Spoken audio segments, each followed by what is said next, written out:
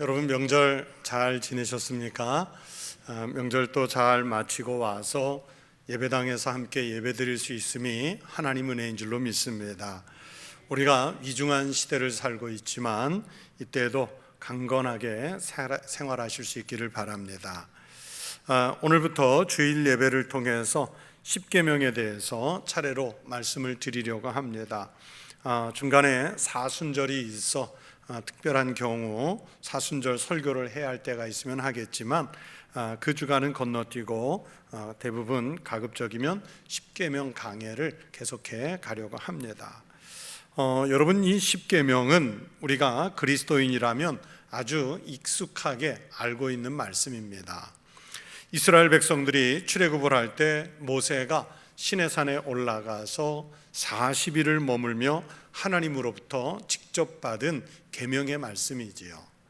하나님의 백성이라면 누구나 숙지하고 있어야 해서 모세는 이 말씀의 돌판을 받아서 내려온 후에 출애굽기 20장, 오늘 본문이 있는 바로 이 장에서 말씀을 전했고요. 그리고 또 앞으로 40년 동안의 광야 생활이 거의 끝나갈 즈음해서, 즉 모세 자신이 임종을 앞두고 이스라엘 백성들에게 다시 한번 하나님의 계명을 확증하는 말씀들을 주실 때 신명기 5장에서 이 출애굽기 20장에 있는 십계명의 말씀을 한 번 더 이야기를 합니다. 이스라엘 백성들뿐만 아니라 현대를 살아가는 우리 그리스도인들도 반드시 숙지하고 있어야 하는 말씀이어서 우리가 성경책이나 찬송가를 펼쳐서 바로 표지 뒤쪽을 보면 그 안쪽에 주기도문, 사도신경 이것들과 더불어서 거의 십계명이 들어가 있습니다. 그만큼 우리가 늘 암송하고 있어야 하는 성경의 말씀인데, 그래서 예전에는 세례문답을 하면 꼭 이 십계명 질문이 나왔거든요. 근데 지금은 물으면 거의 대답하는 사람이 잘 없어요. 그만큼 이것을 읽고 암송하는데 게을러졌다는 표시겠죠. 이스라엘 백성들에게 그리고 그리스도인들에게 십계명은 우리가 하고 있는 신앙생활의 근거가 되는 말씀이고, 그리스도인으로서 어떤 태도로 하나님을 대하고, 그리스도인으로서 어떤 태도로 이웃을 대하고, 그리스도인으로서 어떻게 세상을 대하며 살아야 할지 그 기준을 제시해 주시는 말씀입니다. 유대인들에게는 수백 가지나 되는 그 율법의 모든 근거를 제공해 주시는 말씀이 바로 십계명이기도 합니다.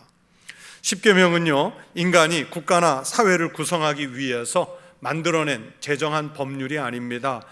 당시에 출애굽하던 이스라엘 백성들에게 국회가 있다든지 사법부가 있다든지 아니면 또 다른 입법부가 있어서 이렇게 살아야 한다 하고 법을 만들어서 기준을 제시한 것이 아닙니다.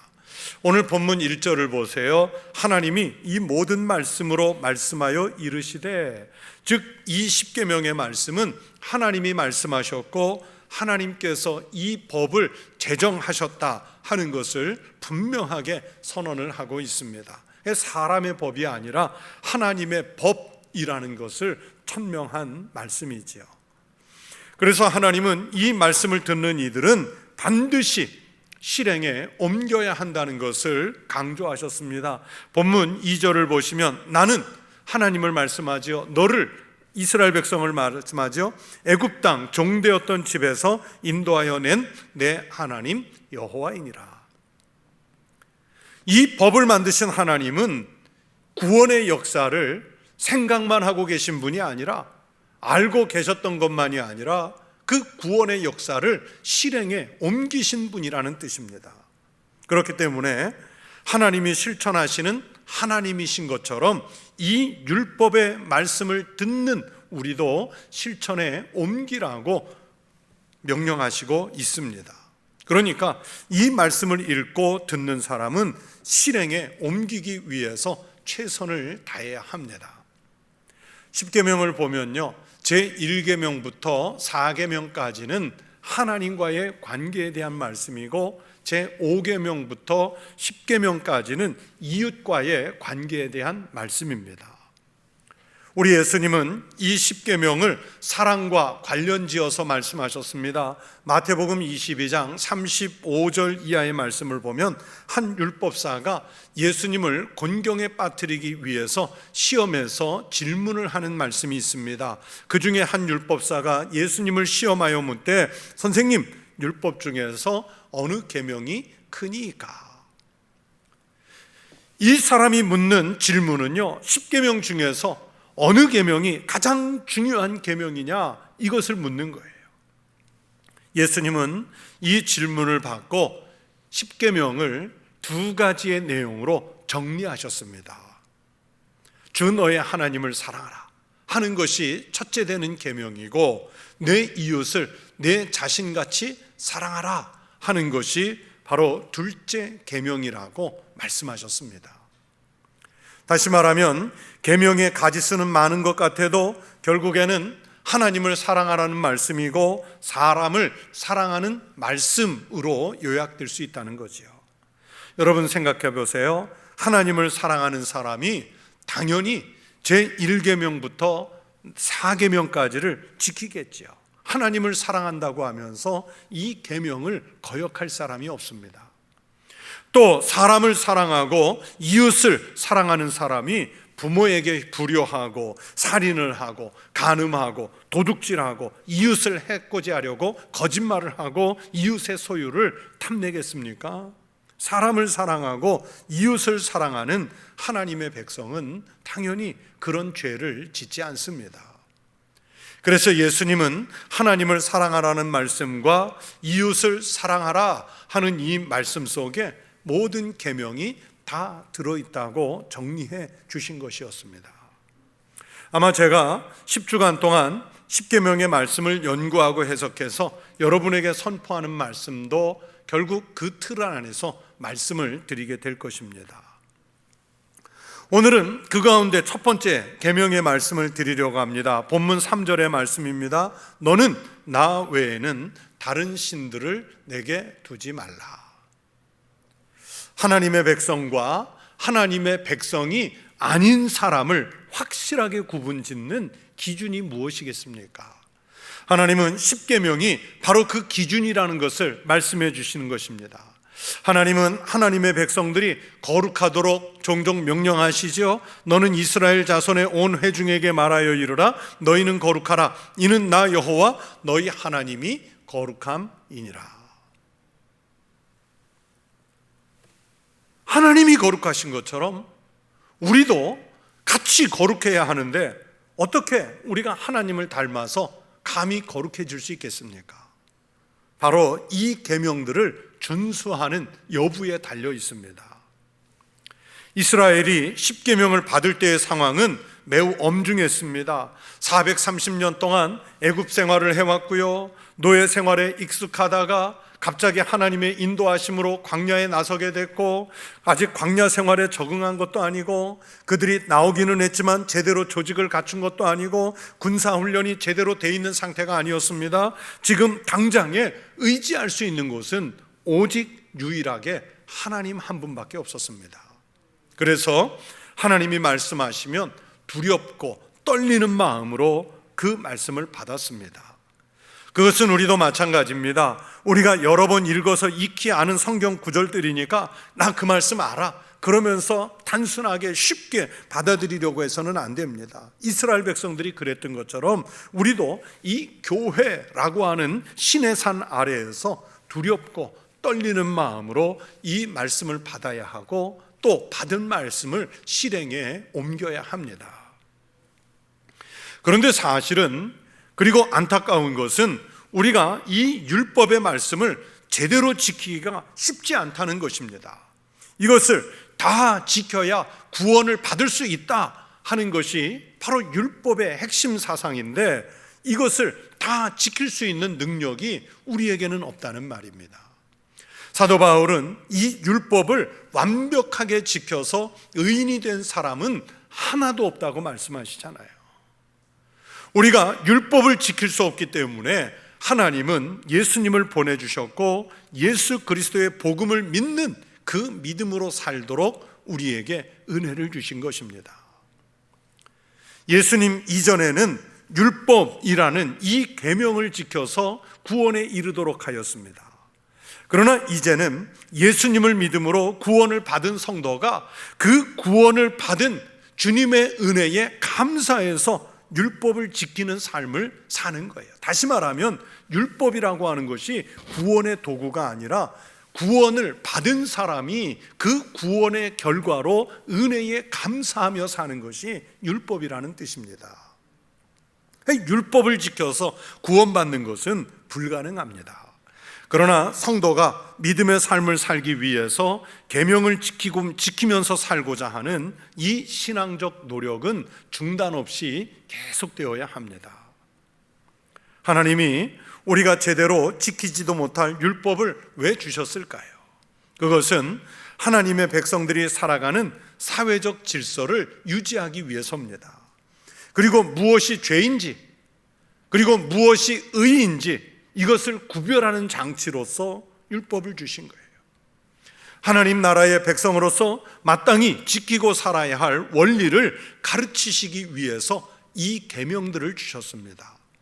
우리가 그리스도인으로서, 교인으로서 제대로 살려고 하면 이 계명을 실천하는 삶이 수반되어야 합니다.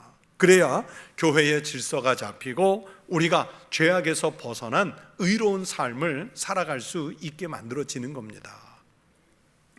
그 제시하는 거룩한 구별의 첫 번째 계명이 바로 너는 나 외에는 다른 신들을 내게 두지 말라. 하나님 외에는 다른 신들을 두지 말라는 거예요. 성경은 반복해서 아주 많이 우리 하나님 여호와는 한 분이시라는 것을 강조하죠. 사도 베드로도 선언했습니다. 다른 이로서는 구원을 받을 수 없나니 천하 사람 중에 구원을 받을 만한 다른 이름을 우리에게 주신 일이 없음이라 하였더라.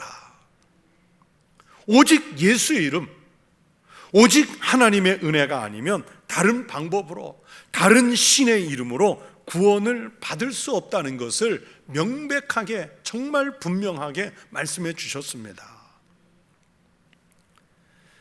저희 목회자들이 신학교에서 신학을 공부하다 보면 종교다원주의라는 것을 배웁니다. 현대 신학에 등장하는 이론인데 이 종교다원주의를 주장하는 학자들은요, 오직 예수님 이름으로만 구원을 받는 것이 아니라고 그럽니다. 예를 들어서 등산으로 쉽게 설명을 하는데,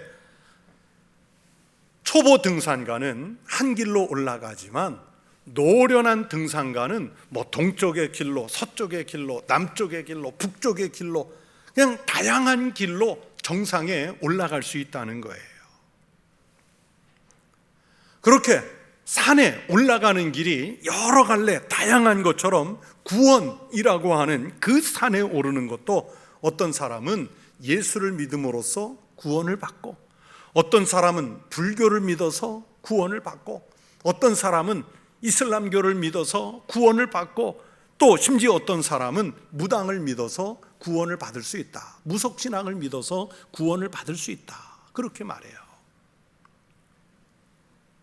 그런데요, 그들은 구원이라고 하는 것이 우리가 등산처럼 자기가 스스로 노력해서, 자기가 무슨 돌을 닦아서 자기 스스로 올라가서 받는 것이 아니라 하나님이 사람의 몸을 입고 우리에게 친히 내려오셔서 우리를 십자가라는 그 구원의 통로로 우리를 믿음으로 구원하신 것이라는 것을 깨닫지 못하기 때문에 인간 스스로의 노력으로 구원에 이를 수 있다는 것을 착각으로 주장하는 겁니다.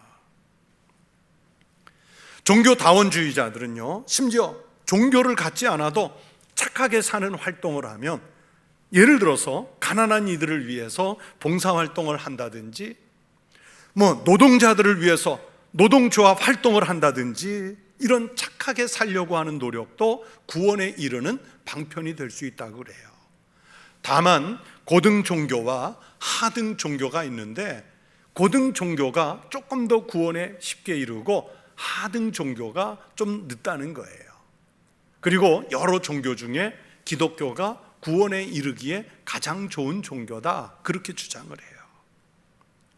그래서 꼭 교회 다니지 않아도 예수를 믿지 않아도 하나님이 구원하실 사람들이 있는데, 그 사람들은 감춰진 그리스도인이라는 뜻에서 익명의 그리스도인이라고 부르고, 또 선한 사람들이 모여서 유익한 활동을 하는 그 공동체를 익명의 교회라고 부르기도 합니다. 우리나라 사람들에게 익숙한 유교를 믿고 조상에게 제대로 제사만 잘 지내도 구원을 받는다는 것을 그들은 주장을 해요. 정말 그런 경우가 있겠어요? 우리 교회 다니는 사람 중에 그렇게 믿는 사람이 있겠습니까? 그런 종교다원주의가 교회에 그렇게 큰 영향을 주었을까요? 아닙니다. 현대 기독교에 어마어마한 영향을 끼쳤어요. 그래서요, 여러분, 1960년대 이후로 캐톨릭에서는 이게 아예 정식 교리가 됐어요. 그래서 캐톨릭에서는 우리 그 집에서 그 유교식으로 지내는 제사도 인정을 해주고, 또 보면 부처님 오신 날 되면 석가탄일 같은 때 보면 추기경이나 주교님 이런 분들이 사찰에 가서 강의도 하고, 또 부활절 같은 때 보면 사찰에 어떤 유명한 승려를 모셔다가 성당에서 그 집회도 하는 그런 경우들을 이제는 다반사처럼 볼 수 있지 않습니까? 종교다원주의 영향이에요. 이 종교다원주의자들은, 즉 다양한 신들을 다 구원할 수 있는 신으로 인정하는 이 사람들은 예수님처럼 남을 위해서 희생하는 사람이라면 그 사람이 곧 그리스도라고 주장을 해요. 그래서 우리나라 민중신학자들 중에서는 동학혁명을 이끌었던 녹두장군 전봉준도 그리스도고, 또 노동자들을 위해서 희생한 전태일 씨도 그리스도라는 거예요. 남미의 해방신학자들, 그 가운데는 공산주의 혁명을 이끌었던 체 게바라 같은 사람이 그리스도라고 주장을 해요. 여러분, 과연 그럴까요? 이런 주장을 신학을 모르는 평신도들이나 불신자들이 하는 것이 아니라, 말씀드린 대로 그리스도인이라는 사람들 중에서도 신학자나 목회자 중에 그렇게 주장을 하고, 캐톨릭은 아예 교리로 받아들였고, 또 우리 장로교 같은 데서도 진보적인 학자들, 또 진보적인 교단은 이것을 받아들이고 있어요. 그러면 선교나 전도가 왜 필요합니까? 종교다원주의자들은 선교나 전도는 꼭 예수 이름을 전하려 하는 것이 목적이 아니라 착하게 살라고 전하는 것이고, 자기 종교를 열심히 믿으라고 독려하기 위해서 선교도 하고 전도도 한다고 주장을 합니다. 이것은요, 성경을 완전히 배격하는 아주 가당치 않은 신학 이론입니다. 우리는 성경이 가르치시는 대로 하나님을 이해하고 하나님을 시인하고 신앙을 고백해야 합니다. 하나님 외에 다른 신은 없다 선언을 해야 하고, 예수 그리스도 이름 외에 다른 이름으로는 구원을 받을 수 없다 하는 것이 아주 확실한 우리의 신앙 고백이어야 할 줄로 믿습니다. 여러분, 이렇게 분명한 사실을 이스라엘 백성들은 이미 알고 있을 터인데, 왜 하나님은 십계명의 첫 번째 계명으로 너는 나 외에는 다른 신들을 내게 두지 말라 말씀하셨을까요? 미래를 내다보신 거예요. 이제 이스라엘 백성들이 광야 생활을 마치고 가나안 땅에 들어가면 그들을 맞이할 게 뭐가 있냐면, 온갖 잡신들이, 화려하게 치장한 신들이 이스라엘 백성들 앞을 기다리고 있을 거예요. 성경에 등장하는 신만 해도 바알신, 그모스신, 아세라신, 또는 밀곰신, 1월 성신을 섬기는 신들이 그들을 기다리고 있습니다. 그러면 이스라엘 백성들은 그들의 그 신앙에 현혹이 돼서 백성들이 풍요롭게 살고 싶어서, 장수하고 싶어서, 자식들 잘 되고 싶어서, 병이 낫고 싶어서 곳곳에 배치된 신들을 찾아갈 것이고, 그런 그 유혹을 받을 겁니다. 그것도 하나의 신만 섬기는 것이 아니라 이 신도 섬기고 저 신도 따르고 자기 편의에 따라서 한 사람이 여러 개의 신을 섬기는 행태가 나타날 것이라는 것을 염려해서 주신 말씀이에요. 말 그대로 앞에서 말씀드린 구약판 종교다원주의가 이스라엘 백성들 앞에 기다리고 있는 겁니다.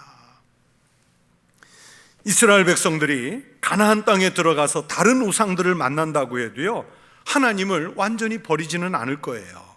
하나님을 믿는 여호와 신앙은 여호와 신앙대로 갖고 거기에다가 다른 신을 추가해서 믿으려고 하는 그 문제를 경계하는 거예요. 여러분, 교회에 열심히 다닌다고 하는 사람들 중에도요, 보세요, 점집에 다니는 사람이 의외로 많아요. 심지어 굿을 하는 집들도 있어요. 교회에 열심히 다니는 신앙생활 하는 사람이라고 그래도 뭐 이사 가는 날, 손 없는 날, 귀신 없는 날 따져서 이사하고, 동쪽으로 갈지 서쪽으로 갈지 그럼 물어서 가고, 장 담그는 날 그거 다 계산해서 하고, 하나님을 믿는 신앙에다가 다른 신을 추가해서 믿는 거예요. 오늘 본문 3절에서 나 외에는 이라는 말의 히브리어 원뜻은 내 면전에서 나 외에 추가해서 이런 뜻입니다. 그러니까 하나님 외에 다른 신을 추가로 더 받아들이지 말라는 뜻입니다. 그래서 하나님은 미리 너희들을 애굽에서 인도하여 내니가 하나님 여호와시라는 것을 선언하고 하나님 외에 다른 신들을 곁에 두지 말라고 못을 박아 두시려는 의도로 이 계명을 주시는 거예요. 가나안 땅에 있는 온갖 신들의 유혹에 빠지지 않도록 확실하게 말씀해 두시려는 의도입니다. 종교개혁자 칼뱅은 성경은 안경이다 라는 말을 했습니다. 제가 예전에는 눈이 참 좋아가지고요, 뭐 앞에 있는 글씨는 물론이고 멀리 있는 글씨는 작은 글씨까지도 잘 보였어요. 지금도 멀리 있는 작은 글씨는 잘 보입니다. 그런데 40대 말 50 이렇게 이제 넘어가면서 노안이라는 게 오더라고요.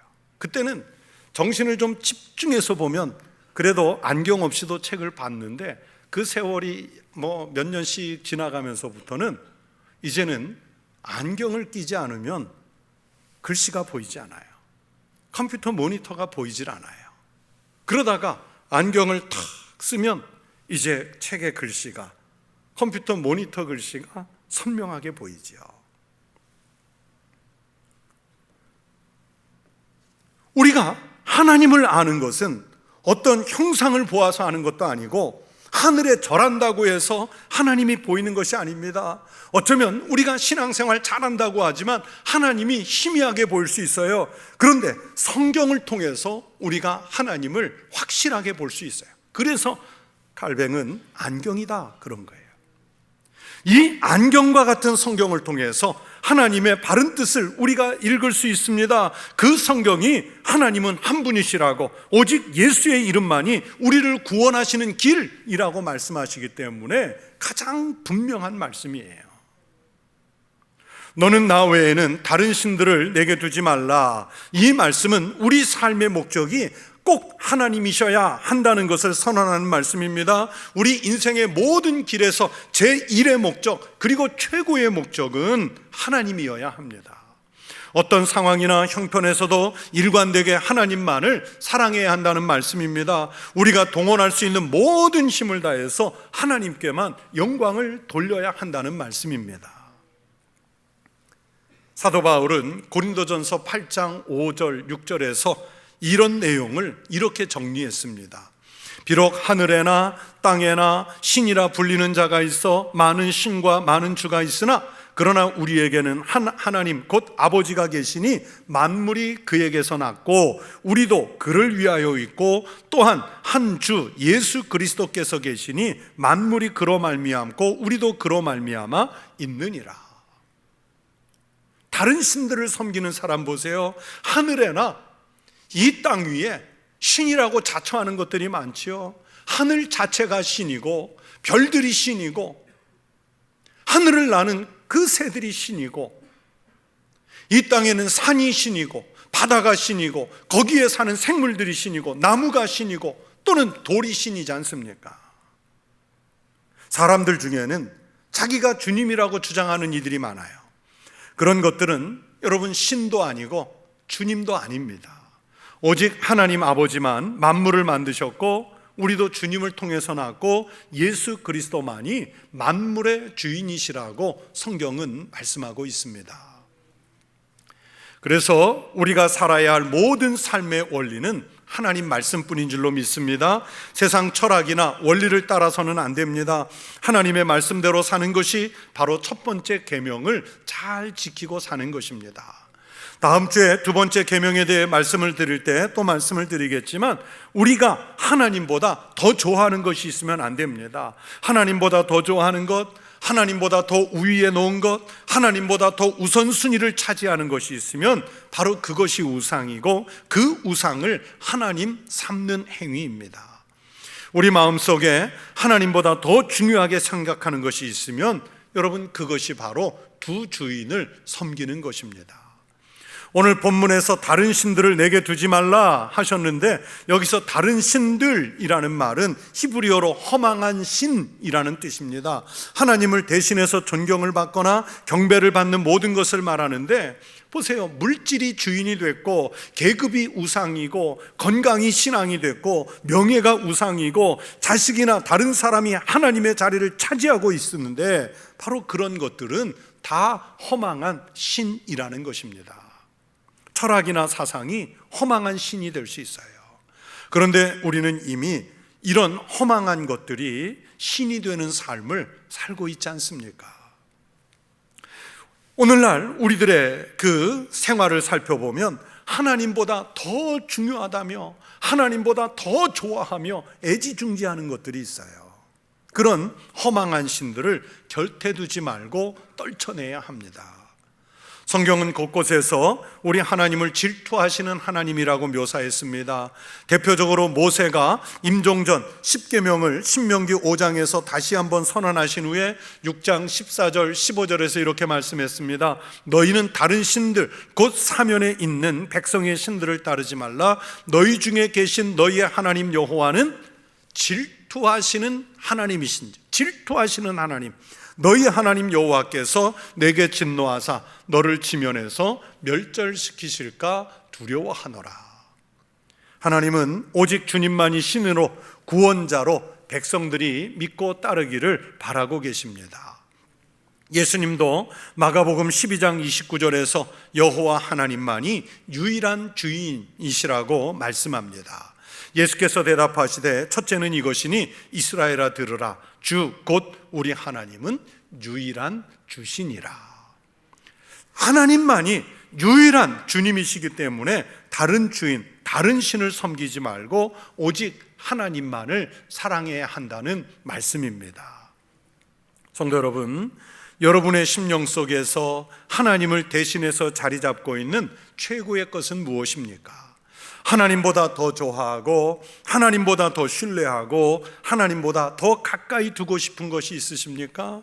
예수님은 그것이 바로 두 주인을 섬기는 것이라고 하셨습니다. 한 사람이 두 주인을 섬기지 못할 것이니. 여러분 생각해 보세요. 내가 만약 하나님이라면 그냥 여기저기다 발 걸치고, 양다리 걸치고, 세 다리 걸치고, 네 다리 걸쳐서 기웃기웃하는 사람보다 그냥 나만 믿고, 그냥 나만 신뢰하고, 나만 따르겠다고 고백하는 그 사람이 있을 때 누구에게 더 많은 복을 주시겠어요? 두 주인을 섬기는 대신에 그런즉 너희는 먼저 그의 나라와 그의 의를 구하라. 그리하면 이 모든 것, 즉 다시 말하면 인간이 살아가면서 추구하고 노리는 그 모든 복을 너희에게 더하시리라. 오직 하나님의 나라, 하나님의 의만을 구하는 사람에게 우리가 그렇게 사모하는 그 모든 것을 더해 주시겠다고 말씀하시잖아요. 이것이 바로 첫 번째 계명을 지키는 길인 줄로 믿습니다. 성도 여러분, 금년에 다시 한번 마음을 다잡아서 어떤 위기 중에라도 흔들리지 말고, 어떤 시험이나 유혹에 마음 빼앗기지 말고 오직 여호와 하나님만을 내 신앙의 대상으로 고백하는 믿음의 성도 되시기를 축원합니다. 신이 되려고 유혹하는 다른 것들을 내 마음속에서 밀어내고 내 인생의 중심에 여호와 하나님이 구세주로 자리 잡는 이런 신앙인이 되시기를 주의 이름으로 축복합니다. 기도하겠습니다. 하나님 아버지 감사합니다.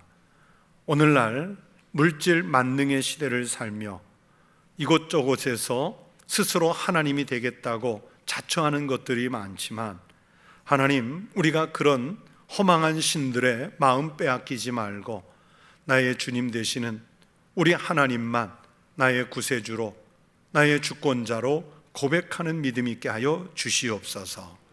하나님보다 더 좋아하는 것, 더 우위에 놓은 것 하나 없이 오직 하나님 영광을 위해 먼저 주님의 나라와 주님의 의를 구하는 신앙 고백으로 주님만 따라 살게 하여 주시옵소서.